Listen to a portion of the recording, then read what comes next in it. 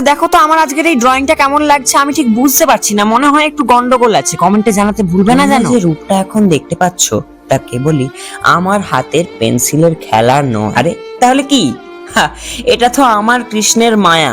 যখনই আমি ওনাকে আঁকতে বসি মনে হয় যেন স্বয়ং ব্রজের কিশোর আমার সামনে এসে দাঁড়িয়েছেন। তোমরা হয়তো অনেকেই বলবে যে ধ্যাৎ এসব হয় নাকি, এ তো অনেকেই স্ক্রিপ্ট বানিয়ে বলে দেয়।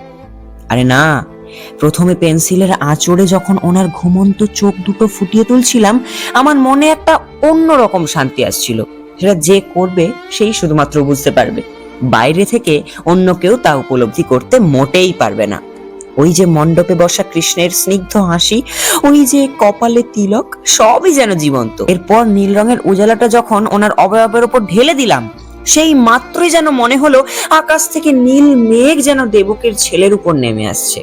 কৃষ্ণ, তোমার এই রূপ আঁকতে পেরে আমি ধন্য। তোমাদের কেমন লাগলো কৃষ্ণের এই নতুন রূপটা আমাকে অবশ্যই কমেন্টে জানাবে, আর ভিডিওটাতে লাইক করতে ভুলবে না যেন।